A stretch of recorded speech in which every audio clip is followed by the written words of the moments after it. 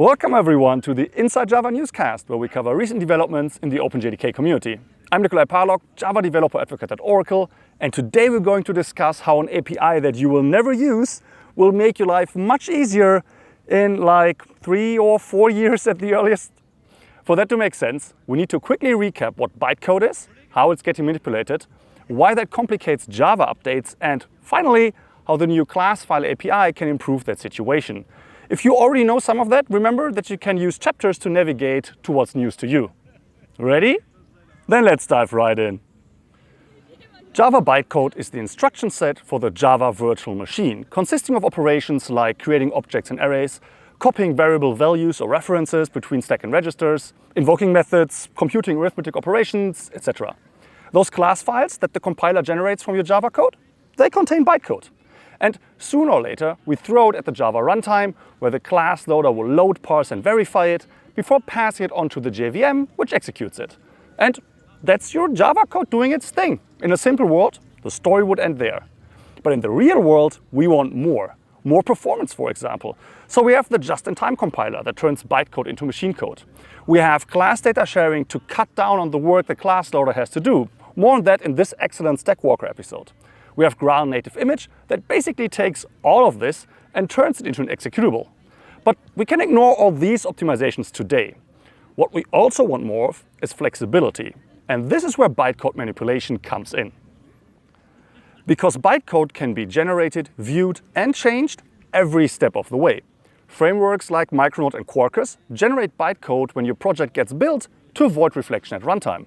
A tool like JDAPS can parse it to analyze dependencies.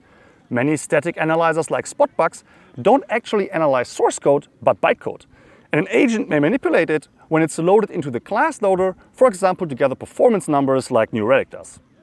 And even, or rather particularly at runtime, tools and frameworks go ham, like Hibernate generating proxies to redirect calls, and Mockito adding behavior according to your prescription. What all of these tools have in common is that they need to understand the bytecode they're working with. They mostly don't do that themselves though, but rely on a set of bytecode libraries which are dedicated to parsing, generating, and manipulating it. A big player in this space is ASM, even if often only used indirectly. Mockito, for example, uses it via ByteBuddy. Spring, on the other hand, uses via cglib. So, in other words, bytecode libraries like ASM need to understand the bytecode they're working with, which would be no issue if bytecode never changed. But it does, and that is an issue. Java is evolving, and that's not limited to the language and APIs. Specifically, the bytecode evolves too, in a backwards compatible manner of course, but that doesn't preclude adding new operations or information. In fact, the bytecode version, or level as it is more commonly called, is encoded in each class file, and currently increases with each Java release. For Java 21, that's level 65. And because the aforementioned bytecode libraries need to understand what they're processing, they look for that number and check whether they understand that level. If they do, great. If not, they have two choices and neither is really good. They can give up, which means the program that tasks them with working on the bytecode will very likely not be able to proceed. You've probably seen those error stack traces. Or they can cross their fingers and hope nothing breaks when they do their thing, which, well, you can probably tell that that's not great either. And herein lies the problem. Imagine you have a Spring Boot app that depends on an ASM version that works up to bytecode level 65. Then you're good to go up to Java 21. But what happens when you want to move to 22 in March or to 25 in 2025? Then you need to update at least ASM, which you can't because Spring, like many other frameworks, shades it. So you need to update Spring Boot, or in other words, most of your dependencies, which, pardon my French, but that sucks. You should absolutely be able to update the Java version without having to update the rest of your dependency tree. But at the moment, that's still what is often necessary, which is why step 0 is always update your dependencies and tools. So one ingredient in making Java updates easier is to decouple these frameworks from the bytecode level. And that's where the new API comes in. At JVMLS, the Java Virtual Machine Language Summit, Brian Goetz presented the class file API, a JDK API for reading, transforming, and generating bytecode.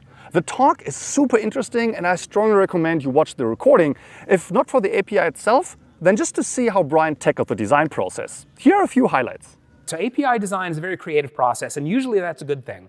But you would like for the creativity to be applied at the high level, where you're creative about how you model the thing, and then you're rigidly consistent throughout the API about how you use those abstractions. When you have an API that's sort of as down in the weeds as generating class files, it's very easy to have 17 overloads of every method, and each one of them is slightly different from each one of them because each one of the others, because you looked at it and said, oh, it'd be really nice to have an overload of this that takes this and that and the other thing, and you end up with something that's locally beautiful and globally a mess. So we wanted to use our creativity budget in the right place, and doing it at the leaves of the API was not the right place. So as John is fond of reminding us, the main game that an architect plays or should be playing is the game called Find the Primitive. And the builder API that I just showed you is nice, but it's not a primitive. This slide, although it doesn't look like it's all that important, is actually the whole talk. Because it is how we were successful about building this API. And the way we did it, we went about it, was by defining a data model for the class file. And we were very disciplined about only allowing ourselves to be creative in the data modeling. And we were not allowed to use creativity anywhere else in the process. I'm not going to go into the API here, though. If you want to learn how it works, there's a link to the JDK enhancement proposal in the description. Or maybe Jose will make a Jeb Cafe about it. Let us know in the comments if you're interested in that. What we're focusing on here is its impact on the ecosystem. Because this API has one critical advantage over ASM and the like. It's always up to date with the bytecode. That will not remove all update considerations. Some use cases may still struggle when the API spits out bytecodes or constant pool entries or whatever that they are not aware of. But most use cases won't have a problem, and so their update path is cleared. Going back to our Spring Boot example, if Spring Boot would already use the new API instead of ASM on Java 21, which they can't, it's just hypothetical, the app can update to Java 22 or 25 without updating Spring Boot, because it will of course use the new version of the API, which of course works just fine with the Java 22 or 25 bytecode. So if the new API is good enough to allow frameworks like Hibernate and tools like ByteBuddy to move away from third-party bytecode libraries, you won't have to update most of your dependency tree just because you want to move to a newer Java version. And that's how it should be.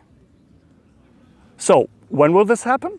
At the time of recording, the JEP is not yet targeted, but the JVMLS talk gave me the impression that the API is pretty mature, so I'm hoping for a preview in 2024 and hopefully a finalization by Java 25, the next version that gets long-term support. Hopefully, during that time frame, frameworks and tools could start releasing multi-release jars that use the new API. So when you do your update rush in late 2025 for Java 25, your stack could start working with the new API. And it's the next Java update after that, either 26 in March 2026 or 29 in September 2027, when you start benefiting from it, because then you have one less reason to bump anything but your Java version if that's what you want to do. So 3 to 4 years at the earliest, Java is definitely playing the long game. A note before we close this episode out with a fun quote from Brian. I focused exclusively on the ecosystem aspect of this API, but that is not at all the only reason it was introduced. There's much more to it, and the JEP and JVMLS talk give details on that.